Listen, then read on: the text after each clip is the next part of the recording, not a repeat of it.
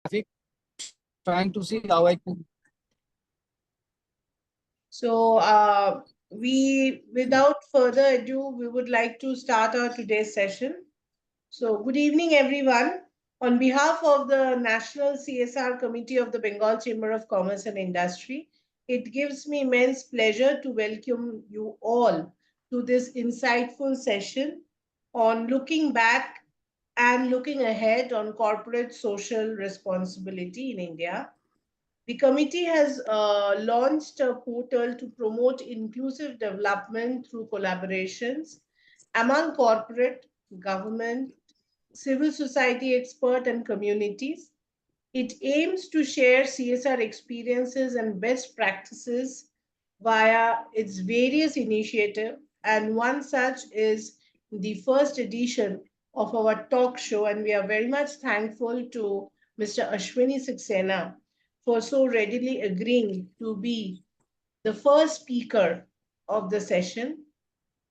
Mr. Saxena is the CEO of JSW Foundation, the social development arm of JSW Group, one of the India's leading industry. Under this leadership, the foundation focuses on various social initiatives aimed at enhancing the quality of life in communities across India. We are very much thankful to Mr. Saxena for giving us time. He is totally tied up today in Delhi, but still he has made out time for all of us. Sir, from the chamber, we are really thankful to you all, and from my entire participants fraternity who have joined us here, we are very excited to hear from you. So we hope this entire session brings a lot of value to our participants. Before I hand over to Mr. Saxena, I would request all the participants to keep yourself on mute mode while Sir is speaking. There will be a interactive session too. After he is through with his presentation or his speaking part, there will be a session for the audience where you can interact with you. I'm seeing that Abhimanyu Das from Shiliguri has joined.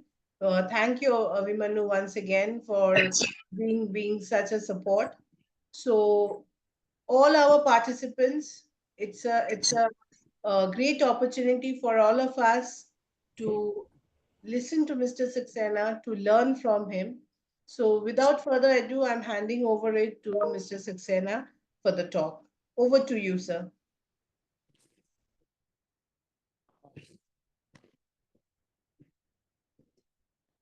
Hello, am I audible? Hello. Yes, sir, you're audible. Sir, you are audible. Can you?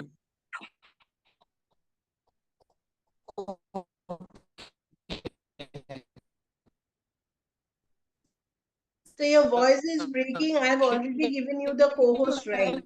We share the content. I think you'll have to give me the permission. Okay, okay. Just give me a second then. Yeah.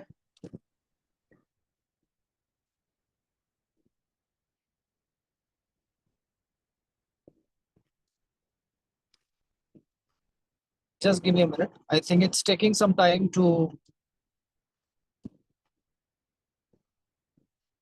It's taking just some time to start showing. Am I audible? I think I'm losing you guys again and again. Okay, let me just share with you what I have. Is my screen visible right now? Okay, wonderful. So this becomes easier for me. It was a very interesting topic given to me by the Bengal Chamber. I am thankful to them because it's an opportune time to talk about CSR, both looking back and looking ahead at the same time, to see where we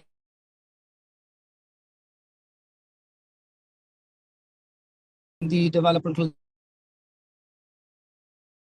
journey of this country. So, first of all, let me take you a little bit back.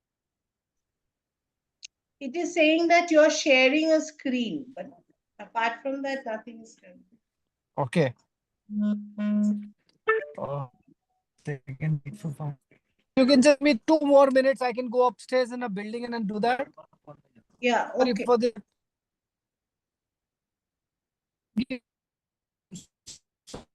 Sorry, it would be for me, then speak. Just give me 5 minutes. I'm extremely sorry for this.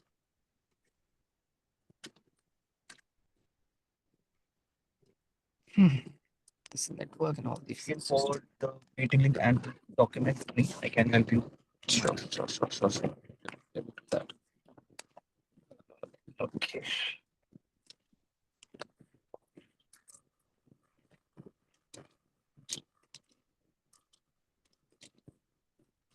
That should be this one.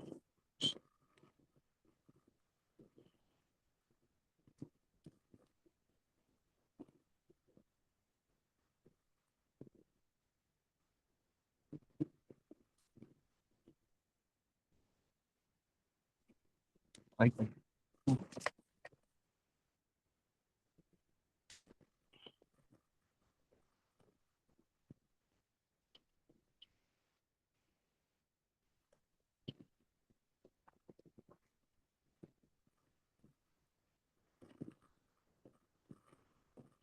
Niku, what is your Matthew? Matthew, Matthew at in at in.ey.com. ey.com.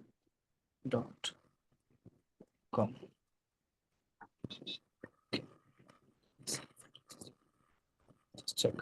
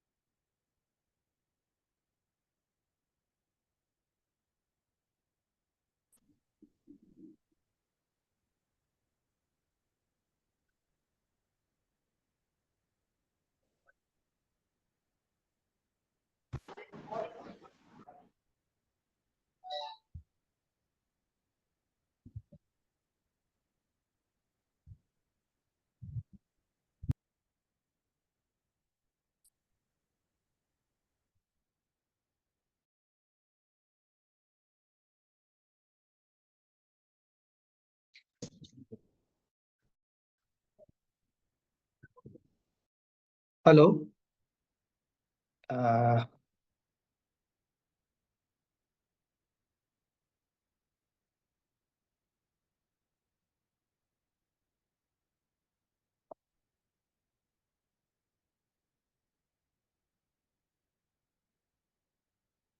Hello. Am I audible now? Yes, sir. Oh, perfect. Thank you so much. Now I'm sharing my screen again. Okay. Hopefully, I'm so sorry for this mess up, but completely beyond my control. Uh, sure.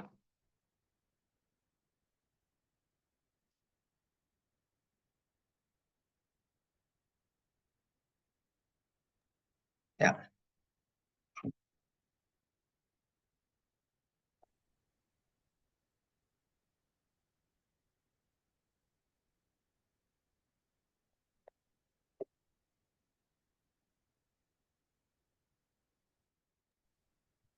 Okay. I hope now it's visible to everyone, right? Yes. Okay. Sorry for this problem and apologies for this delay. Delhi traffic sometimes just doesn't allow you to do that. Nevertheless, so let's try covering up the time. Uh, so we were talking about, how, when I look back, screen is not moving. Uh, sorry, camera is, sorry, you want camera? No, I just want this thing to move down. I don't know. It's not happening.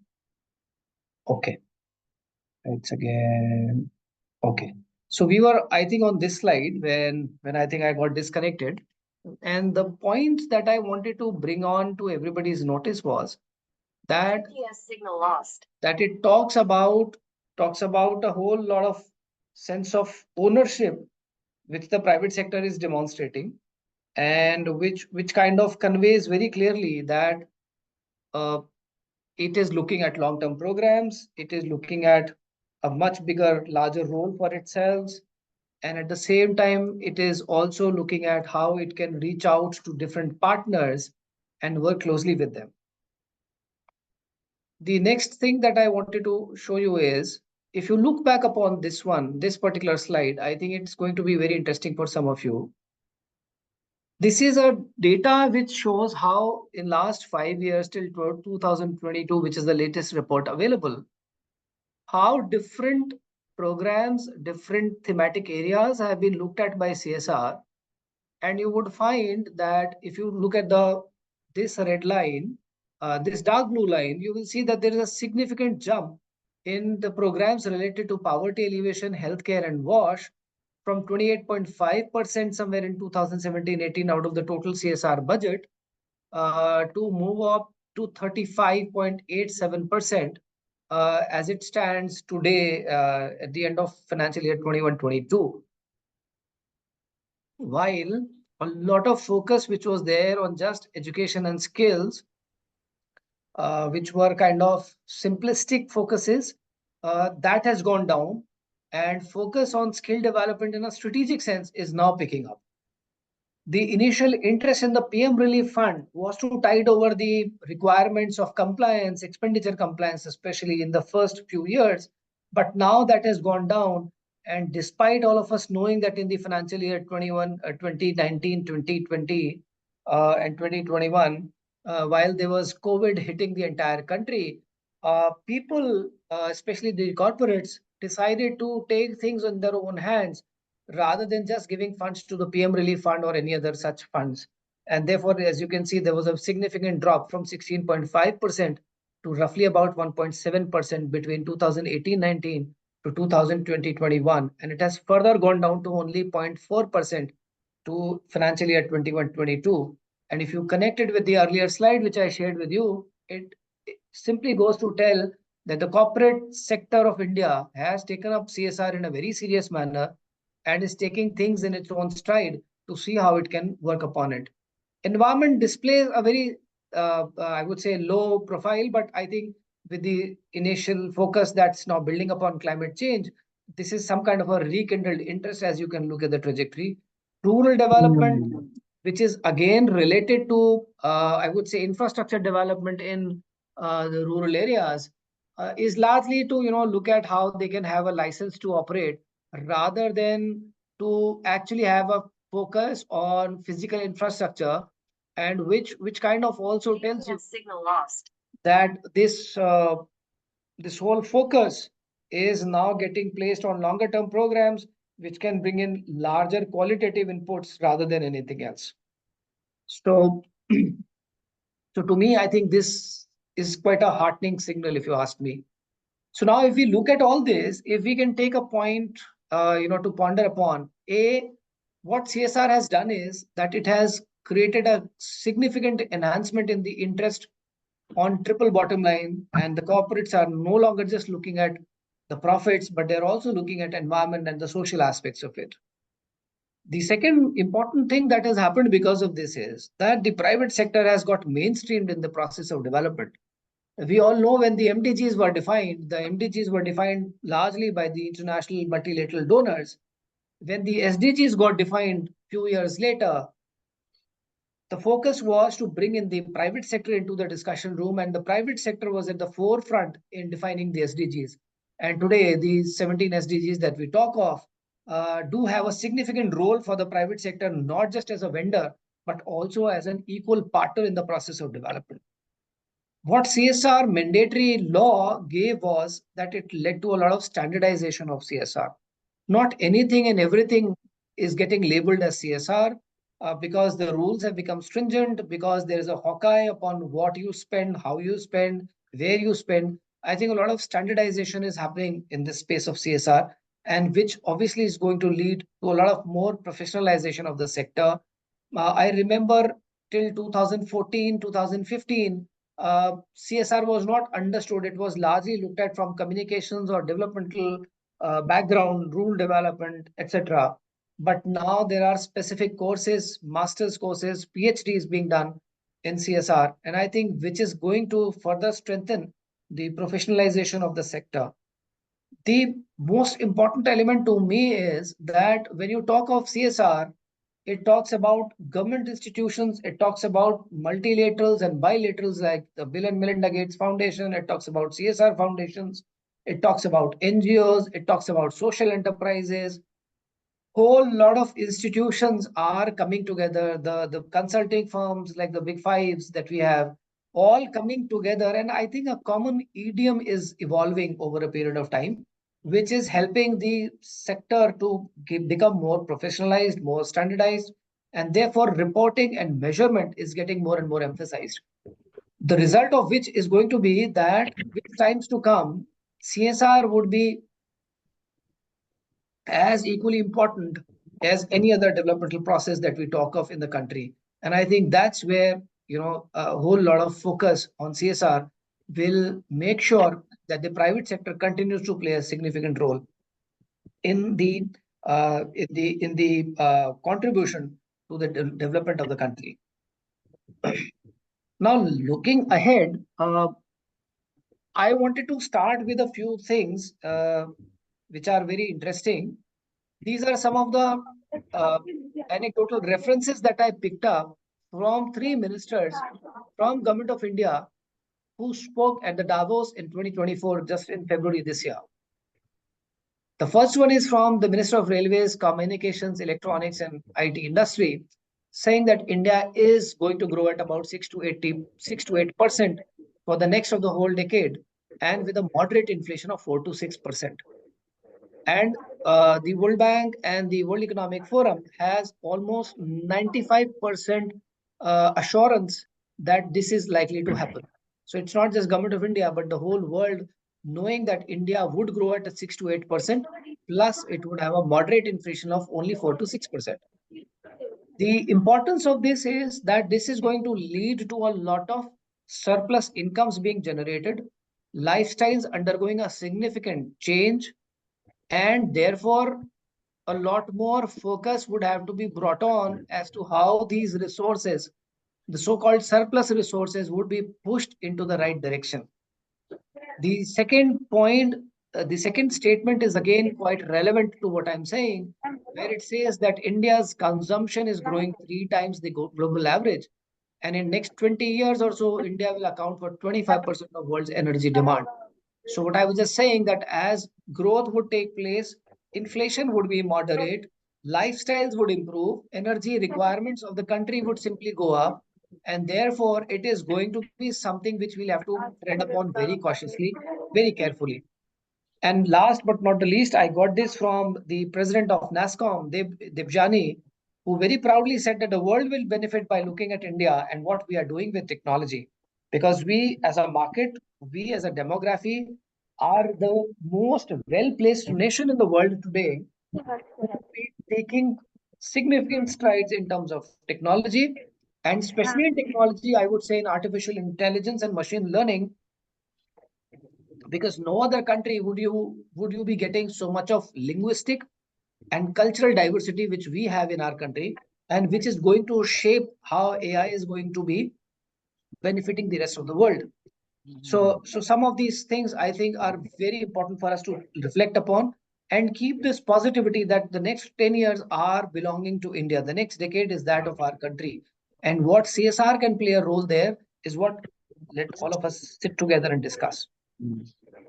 The first macro trend that I wanted to bring to your notice is that urbanization is increasing.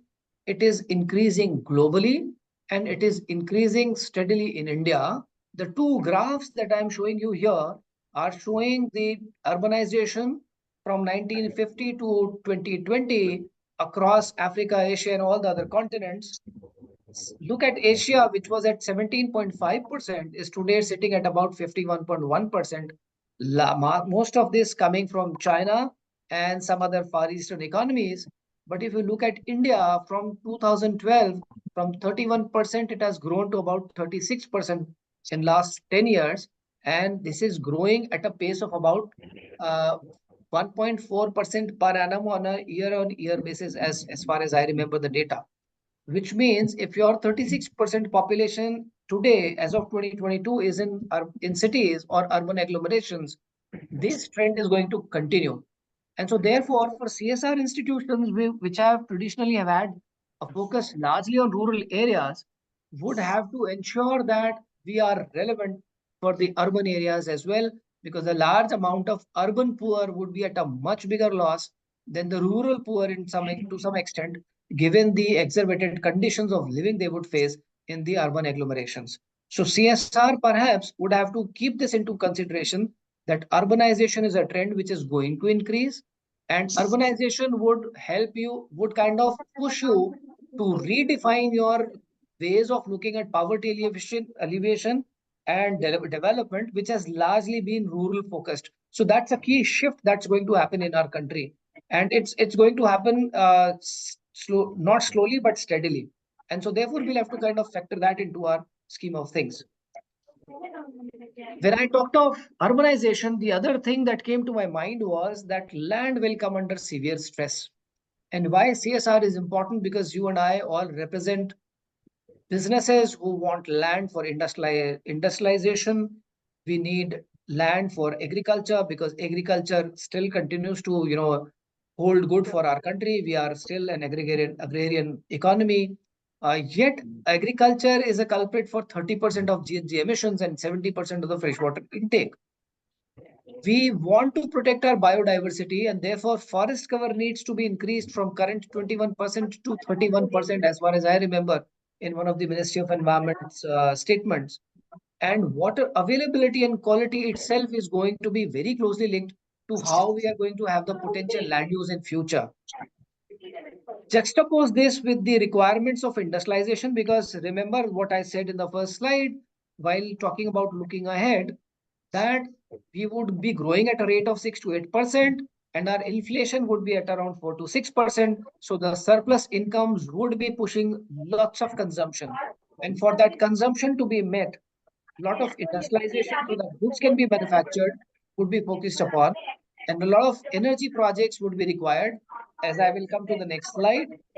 The challenge is that the country would require almost 65,000 to 95,000 square kilometers of land parcels just to look at global energy requirements.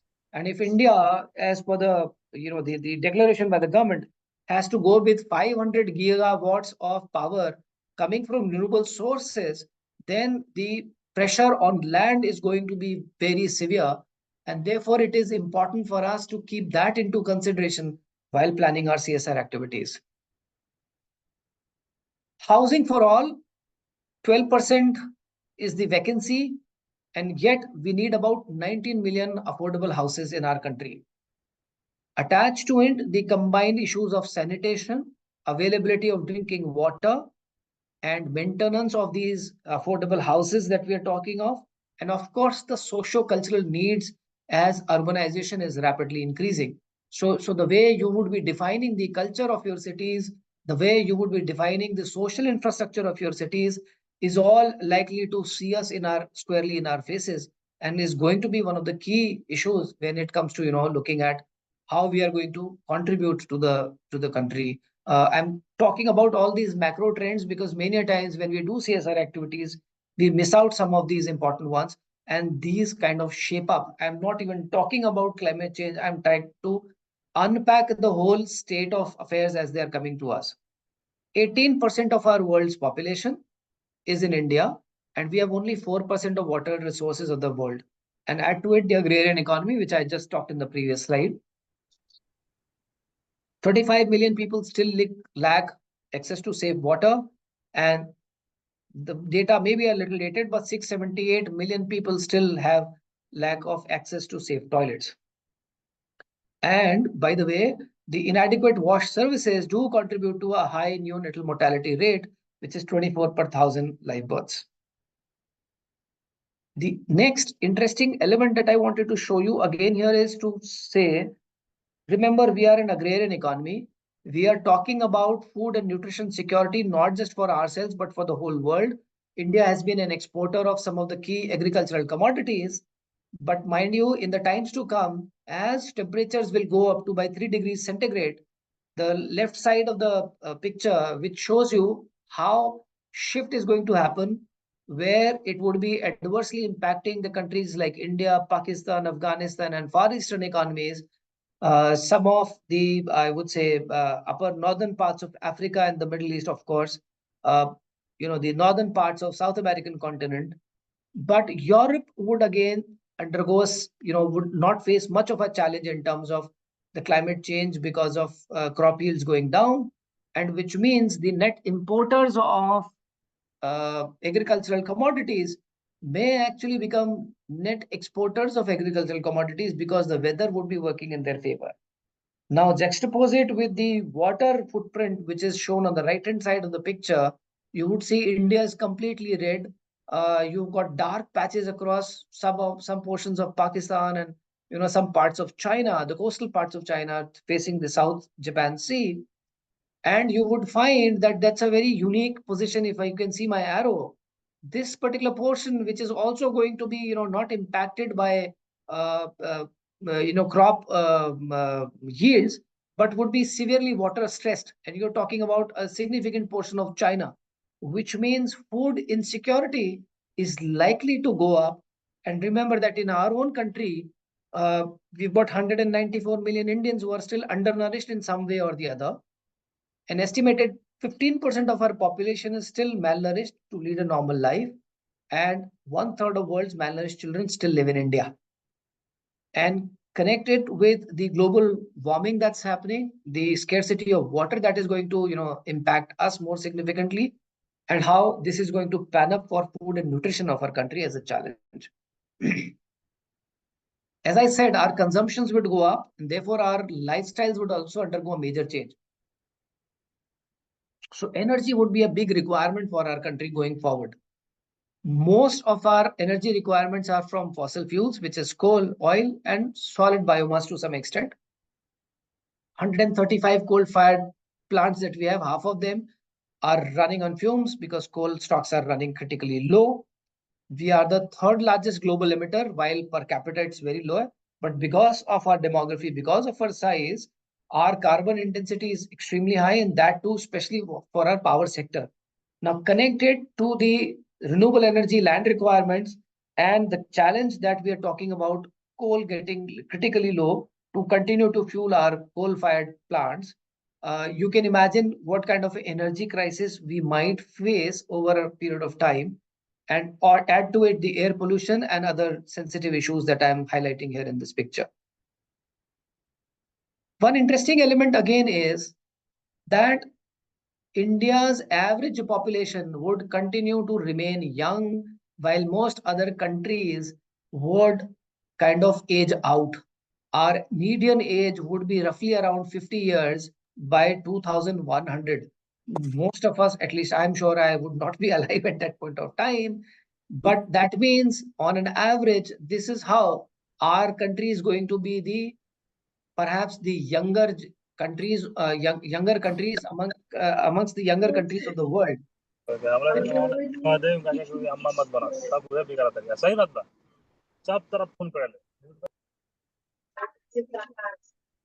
So, which means that over the years, as countries' population would remain young and life expectancy would still be around 68 years as it is today, and it's likely to go up, a whole lot of initiatives would be required around where to deploy this youth.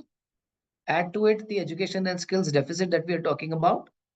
Also add to it the lack of mobility that we see in our country, especially for international mobility, and couple it up with the focus of various sectors that I talked of.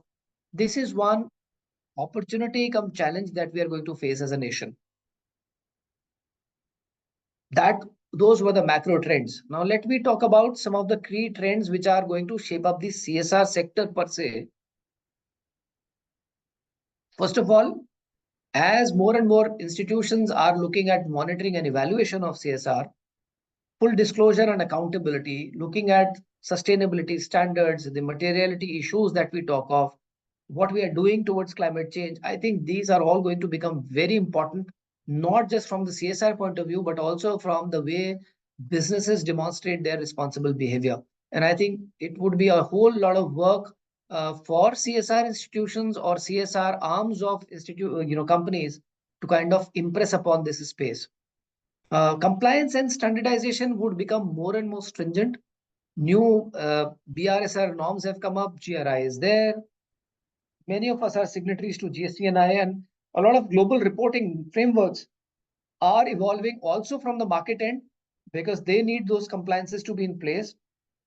And as European buyers would focus on their scope 1, scope 2, scope 3, scope 4 kind of emission standards to be met, the pressure is going to continue on supply countries like India and China. Transparency is again increasingly enhancing. Technology is making people aware, and therefore greenwashing, which was possible perhaps earlier, is not going to happen. And consumers are going to become more and more savvy as they buy products and as they buy services. In green technologies, it's no more a nice to have or a business imperative. It's also about a shift happening that how it is going to be competitive for the industry to have green technologies on their side.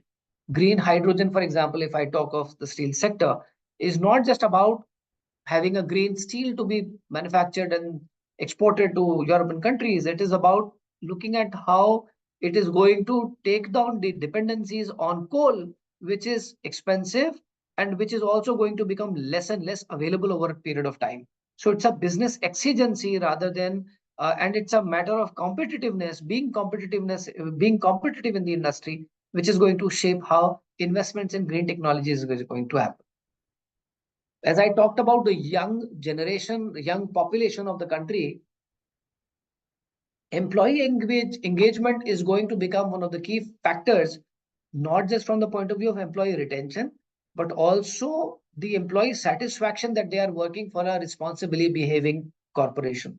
And I think these are small, subtle trends, but they are taking shape. They are going to define the human resource industry of our country, and which is where CSR would have to play a significant role. Diversity and inclusion, I don't need to talk about it, but this is going to be important because we can't be leaving behind a whole lot of stakeholders, which are an important constituent of our country and yet not being represented fully.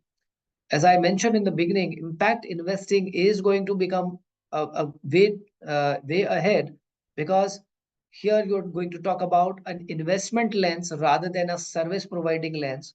You're going to talk about how it is going to be a measurable and a beneficial impact on the society or environment, along with a financial return. So profit is no more a bad word. It is about how you generate profit, how responsibly you generate profit, how do you responsibly and sustainably sustain the profits, and by that, how do you create a shared value for the communities that are around you? And which means that the boundaries of your responsibility as a CSR institution will not just remain within the boundaries of your company or your foundation. It is going to extend to your supply chains, and increasingly the market pressure from the from the buyers' ends, from the consumers' end, is going to come up, that whether you are responsibly behaving only yourselves, or are you trying to pass on your responsible behavior and standards to your supply chain partners as well.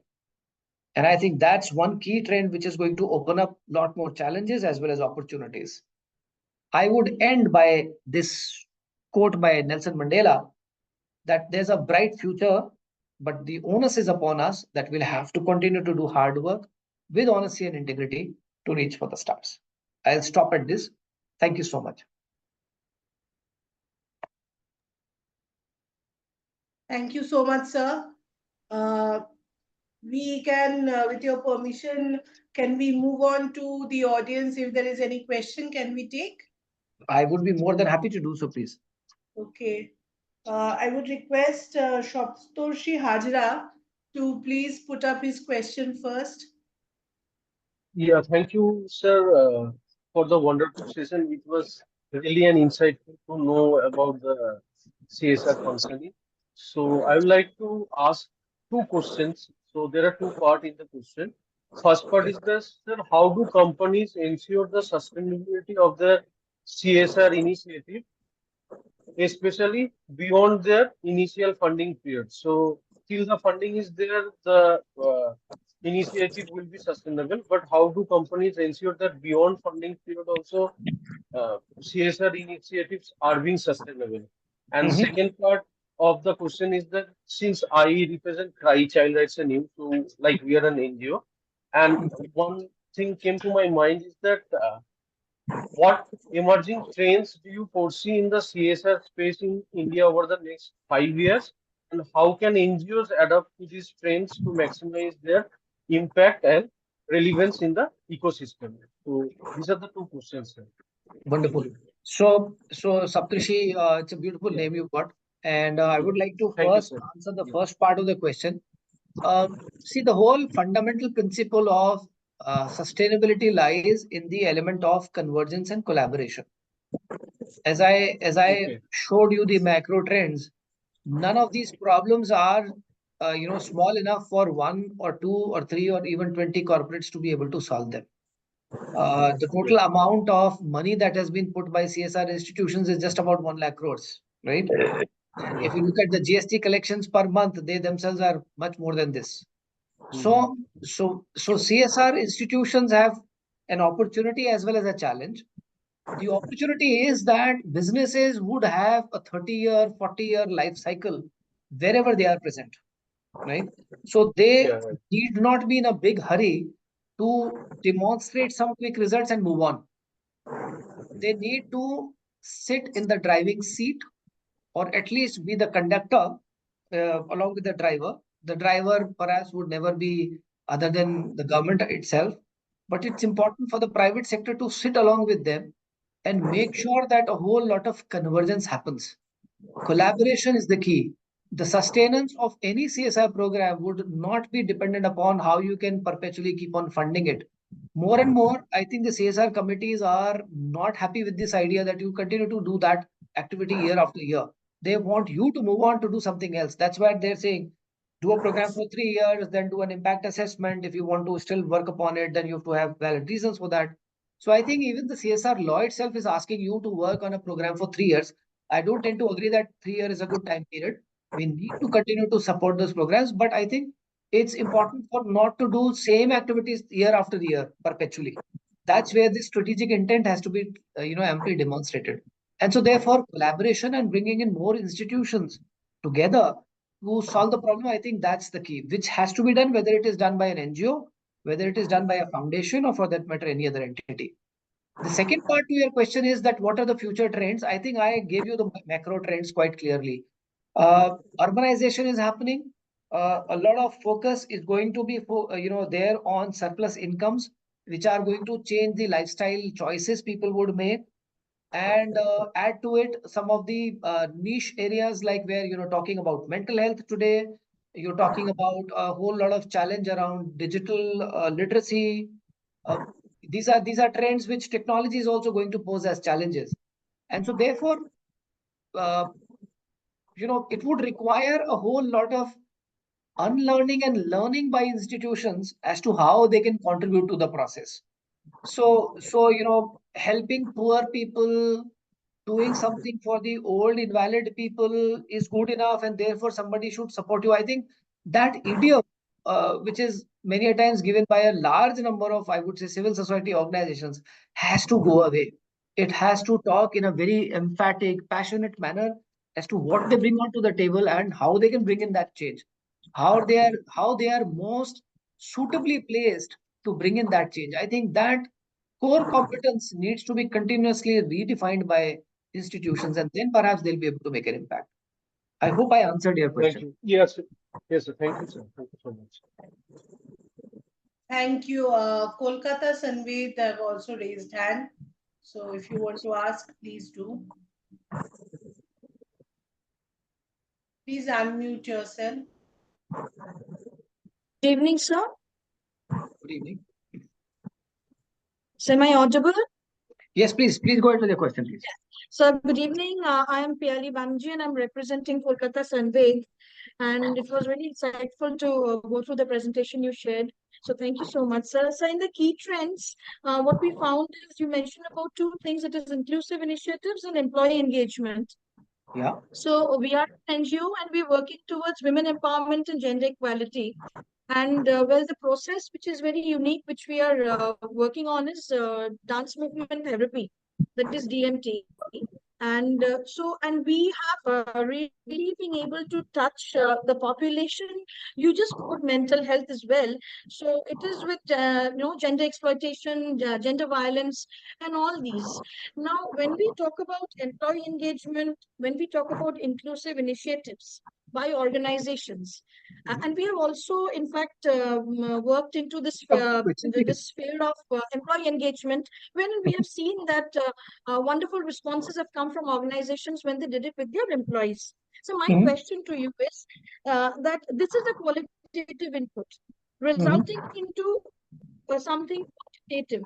So, sir, in your views and experience, what is the kind of response that organizations are really looking into when things like unique processes like this, like a dance movement therapy, a therapeutic intervention, leading into empowerment of women and children of marginalized segments, as well as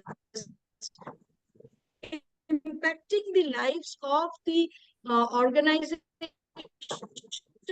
employees to greater productivity.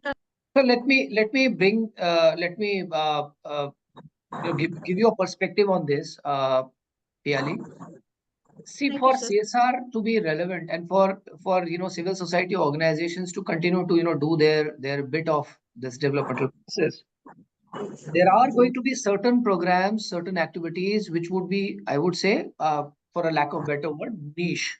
Where you're talking about children with very specific Down syndrome or cerebral palsy, things of that sort. These would resonate more at a personal level, and therefore they would be very amenable to employee engagement programs, where people want to pass on their bit of joy, their portion of joy, to somebody else, and also feel elated in the process. And at the same time, there would be some larger problems which the foundations or which the organizations would like to put their hands upon. So it is important for institutions to figure out, and perhaps the civil society organizations would have to flip their strategy, that not everything would be amenable to an institutional support, perhaps, so as to have a large program around that.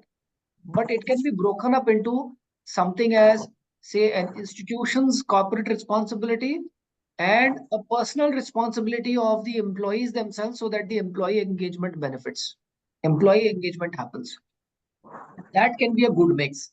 Uh, there are institutions who would like to take it up at a large scale. There are going to be institutions who may not like to put their fingers on a large scale on that. And there are very large number of such small, but I would say equally important issues. LGBTQ, for example, children with learning disabilities, so on and so forth. It depends upon the institutions, the CSR, or I would say the donor institution's appetite, and connect with its materiality issue. If there is a very specific waterborne disease in a small little place which is supposed to be addressed, and on the other hand there is a large amount of watershed development that has to be done in the country, if I am a big foundation, I would rather focus on a larger problem which perhaps I can solve, rather than focusing my energies on a small niche problem which somebody else can also solve. I think that is the kind of open dialogue which is required. I hope it answers your question to some extent. Yes, sir. Thank you, sir. Next, we move on to Ms. Amrita Basurai. Yeah. Hi. Yes, please. So my question is that when corporates are looking for a CSR program, do they have any emphasis on participatory community programs? Because then the outcome will be more relevant and effective. So how corporates are looking for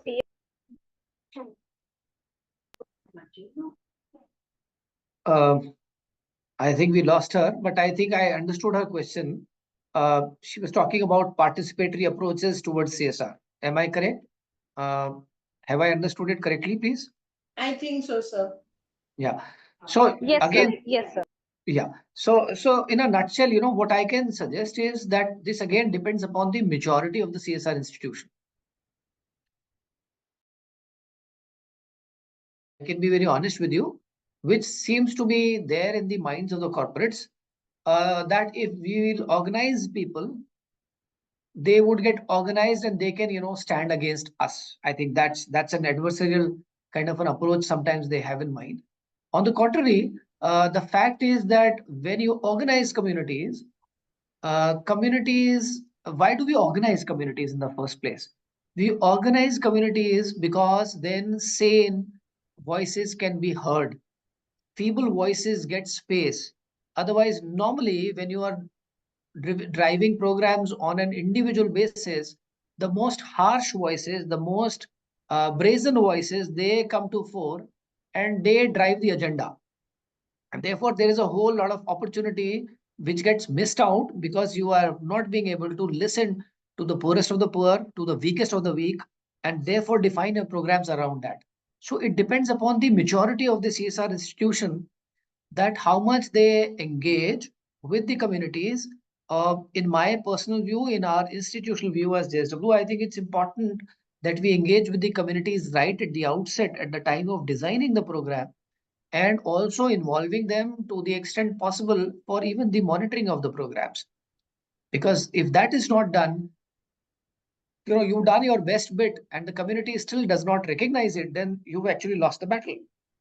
So I think it's about the maturity stage at which the institution is in its CSR journey, which is going to define how much they would be willing and forthcoming to engage with the communities and involve them in the decision-making processes.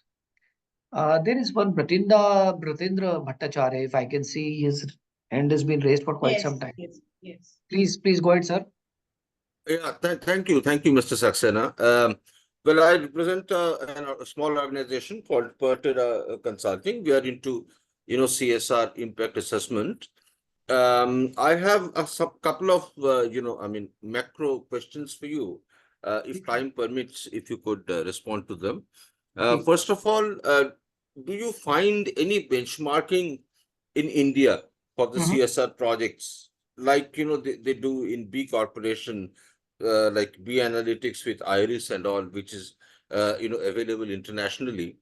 Mhm. And two small questions added to it.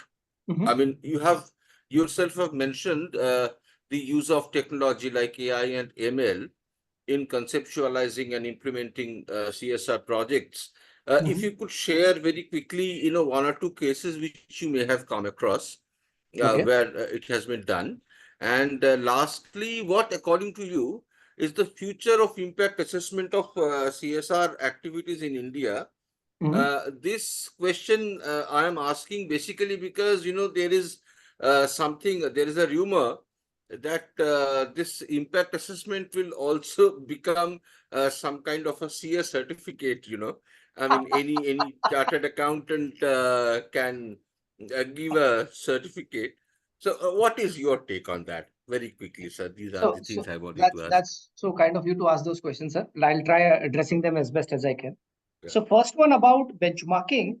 I think we need to appreciate the fact that benchmarking can be possible only from the point of view of efficiency or effectiveness. Uh, Right.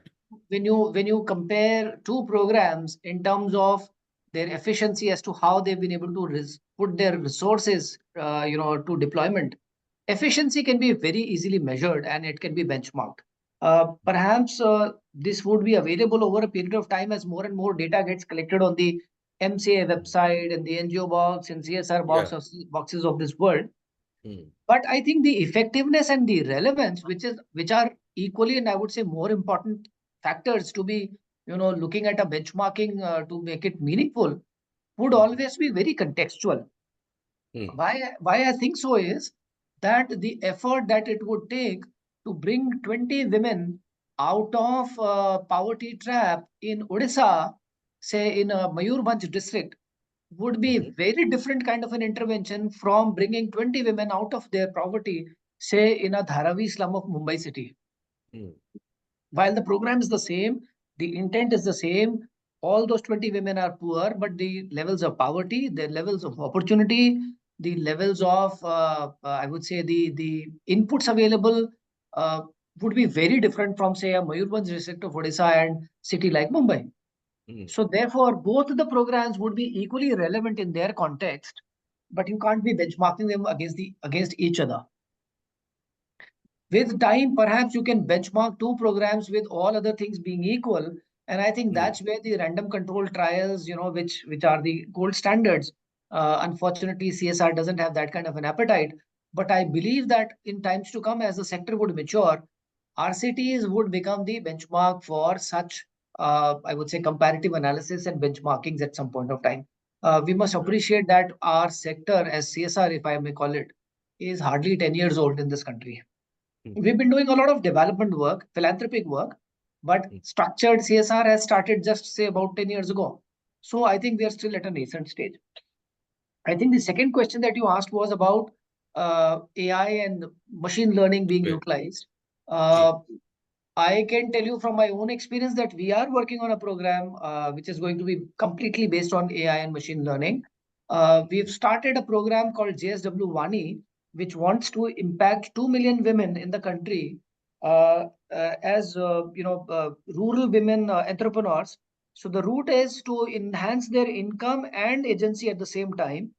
And the idea is that, and this is all, I would say, as I speak, work in progress, to see that how women are able to define their needs, the kind of services they require from institutions, and therefore, have the agency to improve their incomes and also their decision making in the process. And which is a platform that we are creating at this moment through completely artificial intelligence so that it becomes a woman centric program, it becomes a woman centric platform. I'm right now here in Delhi doing a discussions with the Ministry of Rural Development on the program, where we are saying the woman is going to be at the focal point. The woman is going to be defining. We have websites, we have platforms, but how many women, rural women, would be able to use it? Perhaps very negligible number of them. So Hmm. here we are talking about a multilingual program which can identify the woman by her language. She should break that first barrier of language as she interacts on the platform, and she defines her own journey as to what kind of services she require, what kind of support she is looking at, and she has a choice on a platter to look at various kind of institutions rather than just being tagged to the capacities of one single institution which is working with them. So that's one This program that I'm. program is under deployment at present. Yes, this is under deployment. I think in Okay. a few months it would be up and running. Okay. The platform is under construction, and we Mhm. are again just to walk the talk. The platform is being defined by women entrepreneurs that we are working with across 4 different states to sit with the IT team coming from various big corporates to see how they can define the user interface which is suitable to women like them.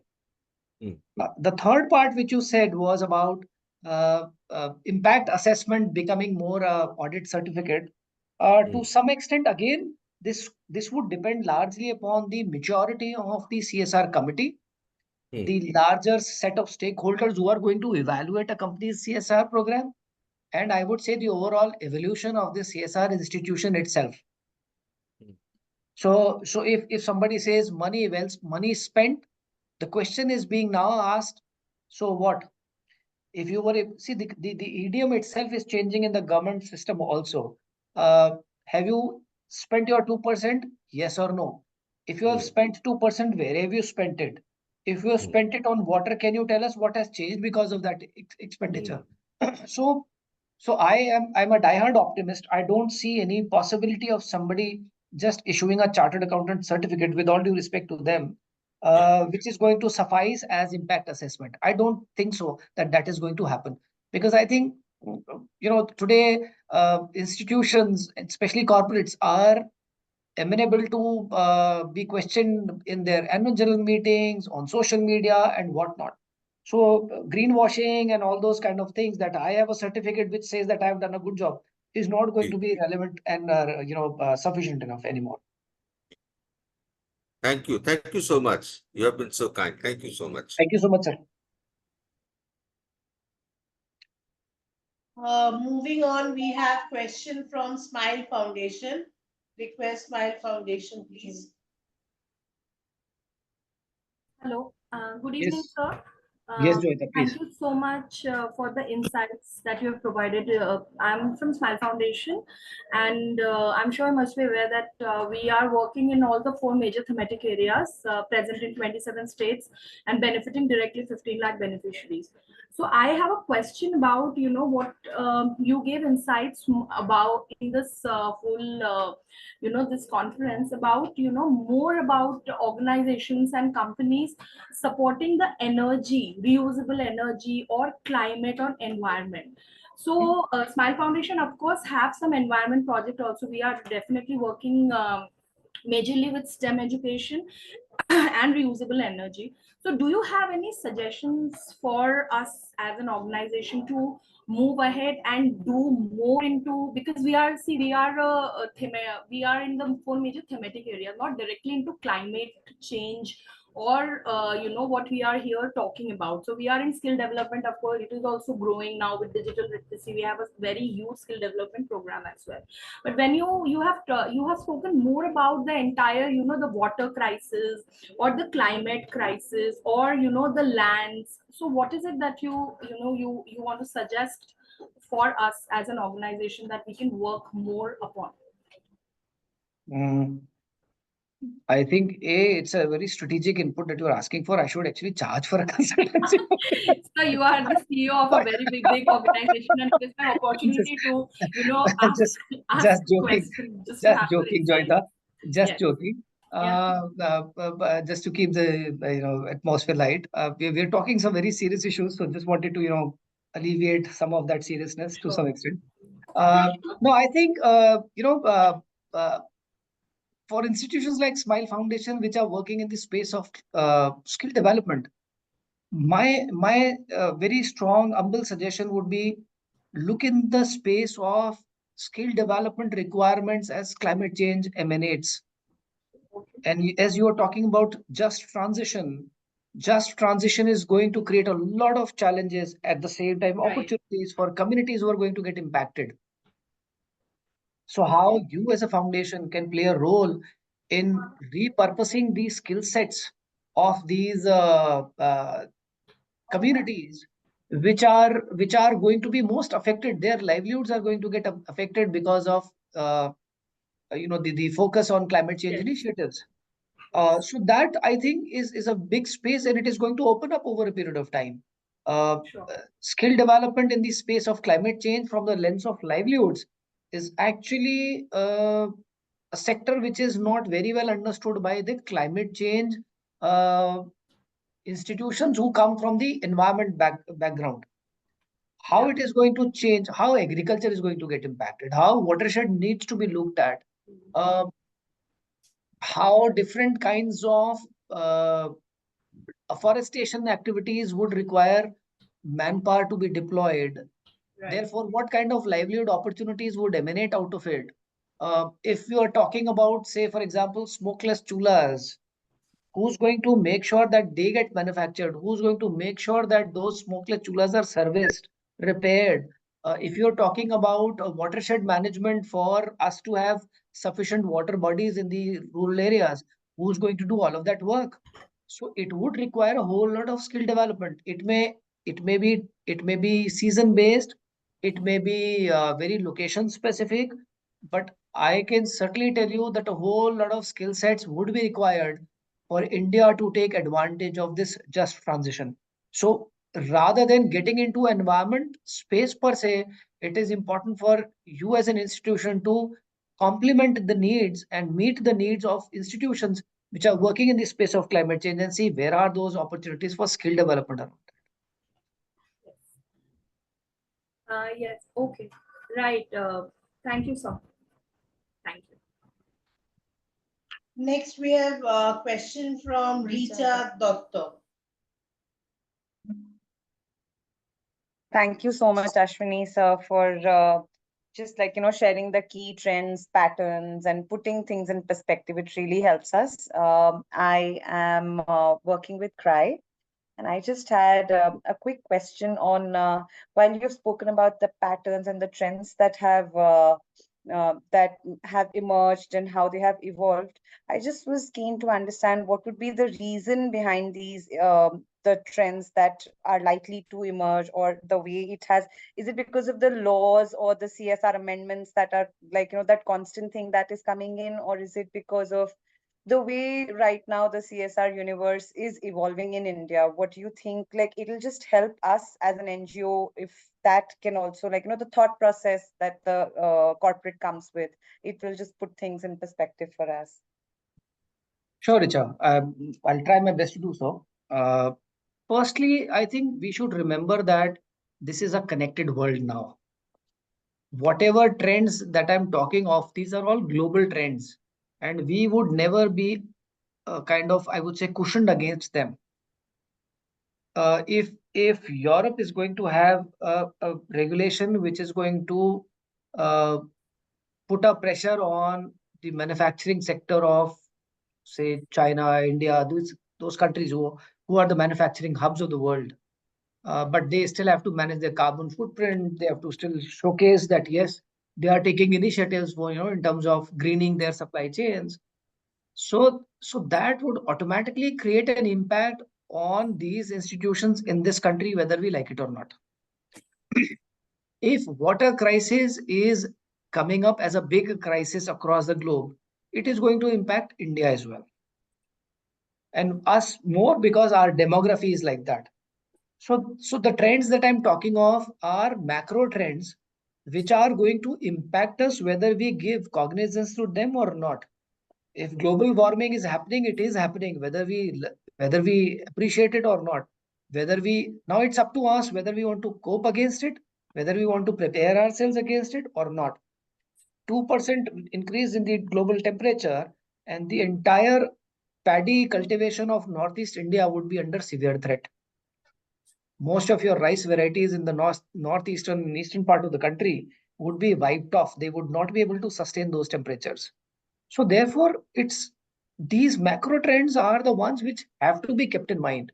Where I'm talking about population not aging beyond 54 years till 2100, and at the growing rate that we are 1.4 billion today, you are talking about roughly 17% of rural women not contributing to the rural workforce. It's a data, looking at our face. So if that data is being neglected in our thought process, then we are doing it at our own folly. So the macro trends are there, whether we recognize them in a small microcosm of our planning or not. So they are going to impact upon us. The government's policies are going to get defined around that. So if we are cognizant of them, if we are aware of them, then we would be able to do better justice to our work. That's the whole idea.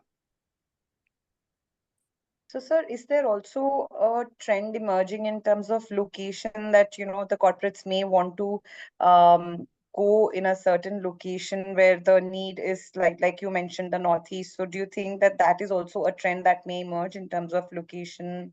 Because See, thematics you did talk about. So this is being talked about. I mean, government has been focusing a lot of aspirational districts.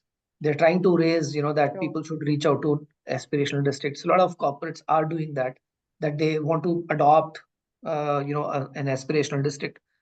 But I think with the times to come, what would happen is, see, the targeted developmental agenda would always remain with the government. Government is the biggest, I would say, is the biggest development institution in the country. And so, therefore, how we can create models by which this directional developmental agenda can be fulfilled, that is what is important. Any corporate cannot go and solve the entire problems of the northeastern states by going and saying, okay, we'll spend our CSR budget there. It would be still insufficient. And I think a whole lot of local know-how would be required for an organization based out of, say, Mumbai or Pune or Hyderabad to understand the socio-cultural and the economic and the climatic conditions of Northeast. So it's not important for you to go and give a pair of clothing there or some food vouchers there. No, that will not suffice. It's important for that developmental process to be ticked there. And for that, you would have to work with the local institutions, the local governments, and then only bring in the know-how that you can possibly bring in.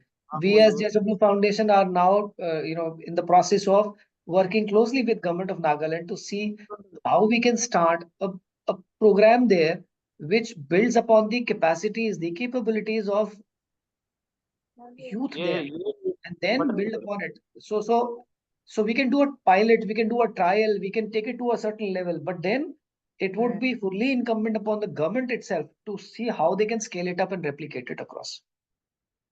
I have got another 20 more minutes maximum, and I can see 4 hands. So if you can be precise on your questions, I'll be more than happy. Or else I would request the Bengal Chamber to share my email ID. I'll be happy to answer offline as well. Sure, sir. We will take a quick 4 questions. So please request everybody to make your question as short as possible. Obimanu, please go ahead. Is there any kind of legal compliances that needs to be followed while obtaining any kind of CSR budgets and all? For CSR, for any institution to be eligible to take CSR funds, there is a registration to be done as CSR 1. I think that's mandatory. And that CSR 1 form itself will ask somebody to, have ATG in place. And if you want to receive funds from outside, then FCRA, of course. But I think CSR 1 is the key mandatory form which is required to be filled up. You can check on the MCA website. I think it will give you a lot of inputs on that. CSR 1 is the form which one needs to fill. Very grateful. Thank you. Moving quickly to Mr. Devraj Yuva. Yeah, thank you. Thank you. So while we discussed about convergence and collaboration as a strategy, as mentioned by Ashwini ji, so my question is, why is it difficult in terms of the CSR ecosystem to collaborate with other CSRs if we follow another strategy as a cluster-based approach of development? So why it is very difficult for CSRs to collaborate with other CSRs of like-minded or same themes? This is question one. Second, whatever the compliances that are getting increased at CSR level also, the BRSR, the ESG reporting and all, whether it is from the CSR perspective, whether the CSR is perceiving it as a obstacle towards the larger goal that the CSR has, or they are having a perspective that it is going to ease out the whole process and help the CSR to portray what they have done so far.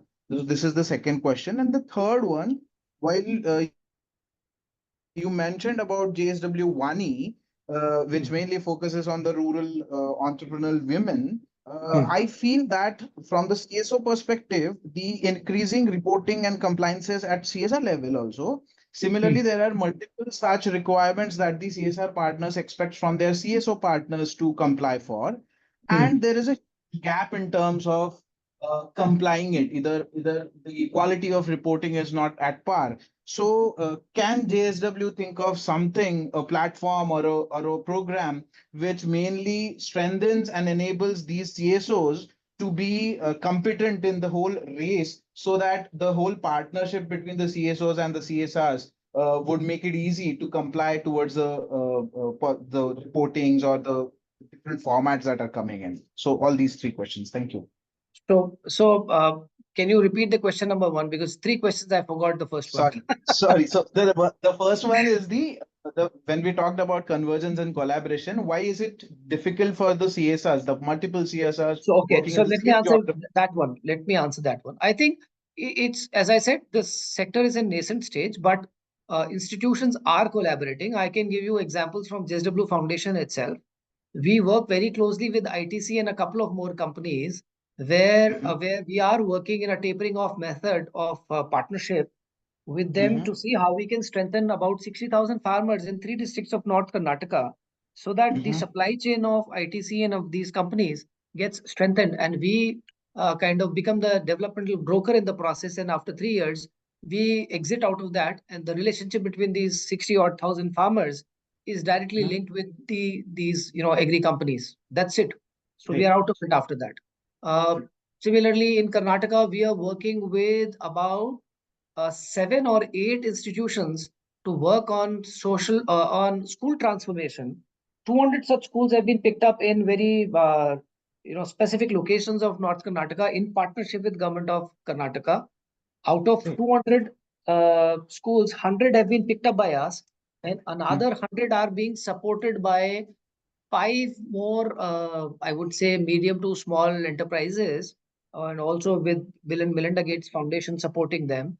The idea being that how we can together demonstrate how these 200 schools shape up their things, and that becomes a good model for whole of government of Karnataka to kind of emulate. And I can keep on giving you such examples. In Mumbai, we are working with Hindustan Unilever to make sure that the urban sanitation is taken care of. We are partnering with several institutions in the India Sanitation Coalition. We are working closely with, in the Skill Impact Bond, for example, we are working with a number of corporates, HSBC and CIFF, along with them. So there are examples of, and we are not the only ones who are doing so. We have a long-term relationship with Infosys to scale up, the learning platforms that they have created. We work very closely with Deshpande Foundation. I can go on and give you 20 more examples, and we are not the only ones. Very humbly, I'm trying to put it that this is happening. It's only about some people not recognizing and talking about it. Okay. So basically, we face such problems. Like that's why I asked that question. Okay. But it's happening. Yeah. Second one. Second was why it's the increasing compliances. Is it a challenge from the perspective of CSRs? No. Is it a challenge or compliances would never be a challenge? The only thing is it would lead to some kind of duplication of efforts. But I'm sure over a period of time, this would also become a sense of choice, if you ask me, because a lot of compliances are market driven. If JSW is a steel company and needs a certain number of compliances because the market, the market end players sitting in Europe are asking for it, then I have to go through that reporting structure. I have to, do those compliances. So to that extent, it is sometimes a compulsion. But by and large, it's save for the duplication of an effort. Compliances are never an issue. I mean, duplication is the only challenge. But they only help you in standardizing and also help you looking at your data, your own work with different perspectives. So I think that is an enriching experience in my opinion. And the third one was, while it's not a challenge for CSR, but it is definitely to some CSOs, will there be any platform or program initiated by JSW like It's a Vani? it's a it's a it's a very ambitious thing. Thank you for this. I am taking a note of it. I'll have to reflect upon it whether we are the best placed institution to do so or not. Because when it comes to standardization of CSOs, the legitimacy of a corporate foundation to do so has to be thought through very seriously, and then only perhaps moving on that. So I would leave Because it there at is that. But it's a great because suggestion.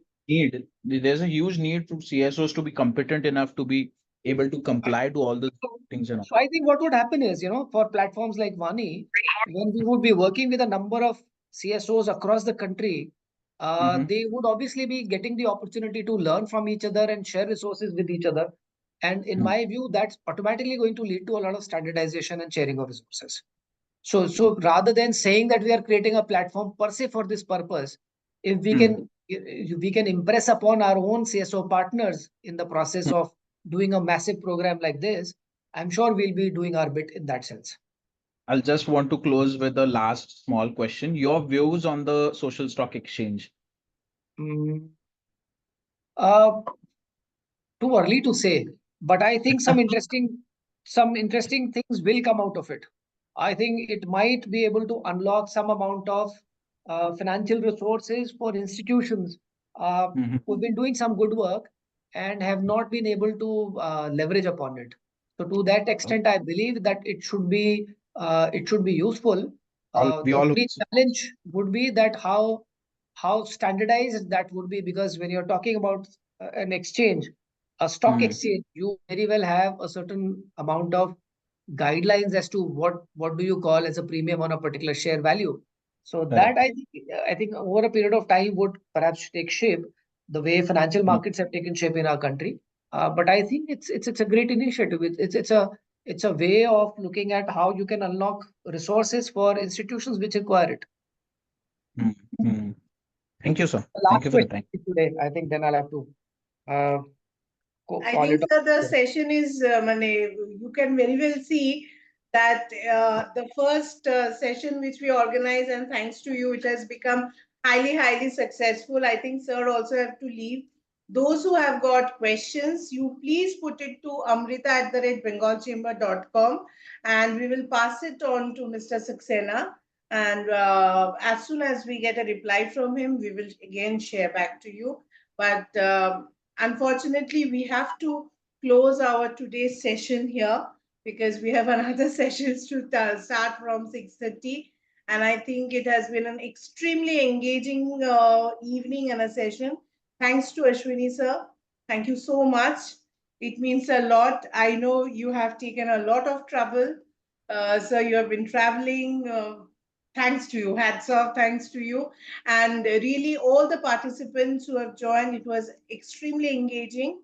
And we hope that we are trying to bring this kind of session after every 2 months. So all these inputs will be helpful. So with this, I would like to thank the entire National CSR Committee of the Bengal Chamber, the people behind the portal who are working for the CSR portal, the entire team. And of course, from my team, Ms. Amrita Basu, who has been working day and night for this program. My team, my committee member, Mr. Nishant Sinha, who has been guiding us. Thanks to all of you. With this, we end our today's session. Mr. Alsek Isaac says, please give opportunity to other people to ask question. Of course, Mr. Isaac, we know that this kind of programs are initiated for you all to ask question. You have been raising hand. We have seen that. Please do send your question. We will, of course, send you the reply. Thank you so much. My honest apologies for this challenge that I faced in terms of technology. Be rest assured, if I get the questions from BCCI, I would try my best to reply them within a time period of 24 hours. Thank you. Thank you so much, sir. Thank you so much. Initial challenge was probably because वो कहावत है ना, कुछ अच्छा चीज होने के लिए time लगता है, तो probably that is because That's of your that. kindness. So for something good to happen, yeah. So Thank we are completely okay with the challenges, sir. Thank you Indebted to so all of you much. for your patience. Thank you so much. Thank you. Yes, sir. With Thank this, we wish everybody a very good night and thank you so much. Thank you. Yes, sir. Thank you so much. Thank you for the wonderful time. Thank you. Thank Thank you so much.